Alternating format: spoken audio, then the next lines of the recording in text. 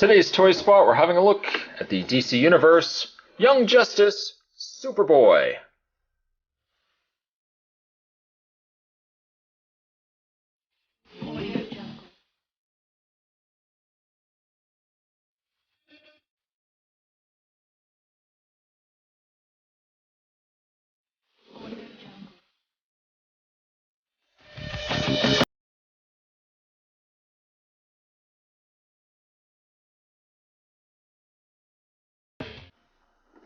The package indicates this is an extremely posable figure.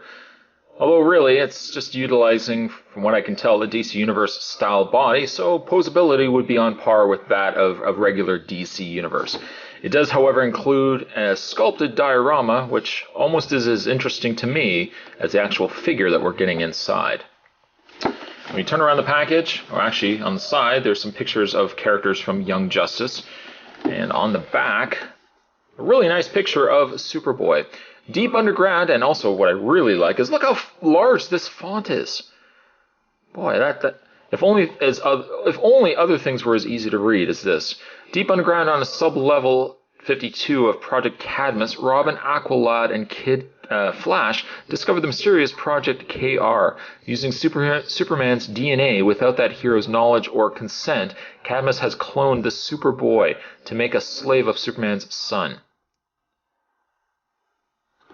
It says collect them all. Also available Young Justice 2-packs, which we've got Ra's al Ghul and Cheshire, the Flash and Kid Flash, and then the larger characters are Sportmaster and, of course, Superboy.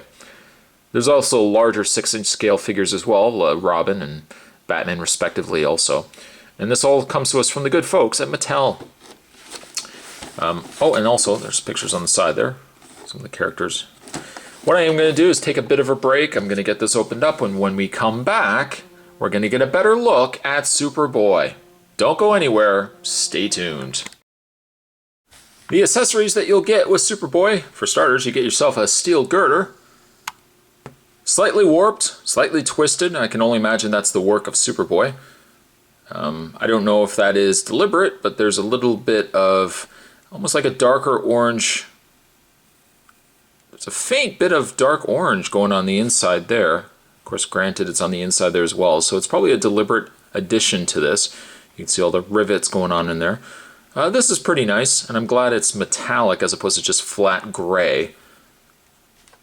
Another accessory that you'll get with Superboy is kind of reminds me of Road Pig, the Dreadnought from G.I. Joe.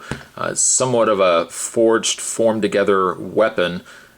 Looks like it's got a cinder block. I can only assume that that's what this is. It's not bad. It's not bad. And I guess the other main accessory, we just move Superboy out of the way here. The other main accessory that you get is this diorama. And this is a really neat diorama. I love, first of all, the flooring. I think the paint is done really solid. And then when we zoom in, I really like this kind of robotic arm capsule canister going on here. And of course you've got this alien essence, I guess this alien extension draped over top here.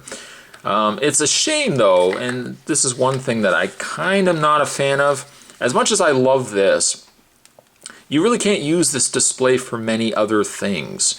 It's ideal for Young Justice, and it would be ideal for characters that would want to incorporate this, but as a regular display piece, it would have been nice if this could have been removable, where you would have just had the flooring and you would have had just this on its own. Or even just have this removable and have the whole flooring as a standalone diorama, which would be ideal for many DC Universe displays or Marvel Legends or whatnot. It is as it is. It's unfortunately one of those displays. The diorama as a whole is much more specific, that you can't really just use it for any single character that you wish. You could, but it looks as impressive as it is. It does look a little off being used, I suppose, for other things other than Young Justice. There is a peg on the right there. There's a peg on the display base. Superboy actually has 2 peg holes on his feet there, and relatively easy to stand him on the display stand. For this size, the sheer size of the display stand, I don't know if I'm necessarily going to display Superboy with this stand, or if I'm actually just going to leave the stand off and just display him on his own, because obviously if you have several DC Universe figures, they occupy a fair enough bit of space that utilizing a diorama with it as well only adds the amount of space that's required to display the figures. As for his weapons, they do look like they fit easily in his hand. There's the, every time I look at it now, I'm just thinking of Road Pig, but he seems to hold both weapons as they are. Relatively easy. There's no problems with that whatsoever. And we'll just take the weapons out of his hand. Just put those aside. Having a look at the actual figure, he's nice. He is really, really nice. There's his face, Superboy's face. And while it certainly can be incorporated with other DC Universe figures, it definitely has more of a cartoon look to the overall sculpt of the figure versus some of the other DC figures. I think it still can work well enough with other DC Universe figures that it doesn't look too jarring, too out of place. It could still work. As for his uniform, his outfit, it's completely white aside from some areas that have this silver trim around the shoulders, the lower arm area here around the belt. But aside from that, he is just basic white. It looks as if his legs are a slightly different color than that of his thighs and his upper torso, but it still works well, and they still go well together. My concern would stem more so from the fact that he's wearing a white costume, because you would obviously find after a while that this might get dirty, being that the majority of the figure is all white. He has some flesh color in the arms. The arms look a little off, as they look like they've been painted along with the hands. In fact, you can see that he has a little bit of paint that's come off on the hands, I guess from him holding one of the weapons.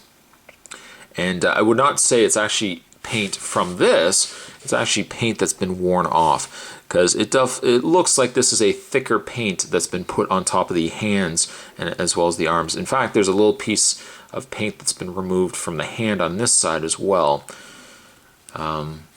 If you are wondering, if I could just get the camera to focus here, there we go. If you are wondering on a scale level, where do the smaller heroes, where do they fit on scale with the DC Universe? Here's Superboy Prime, and here's actually Robin from the DC Universe. And scale-wise, they're about the same. They are pretty much about the same.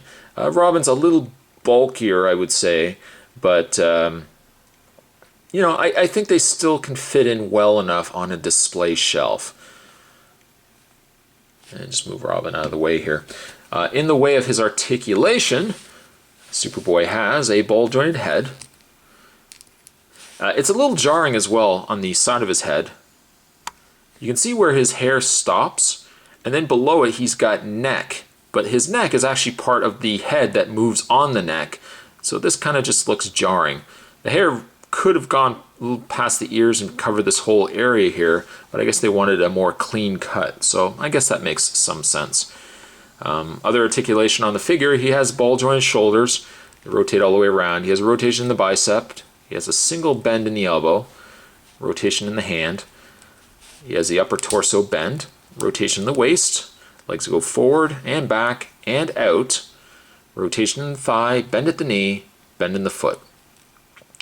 So yes, he is advertised as super articulated, but really at the end of the day, he's on par with the exact same articulation as what you would expect to find with most DC Universe figures.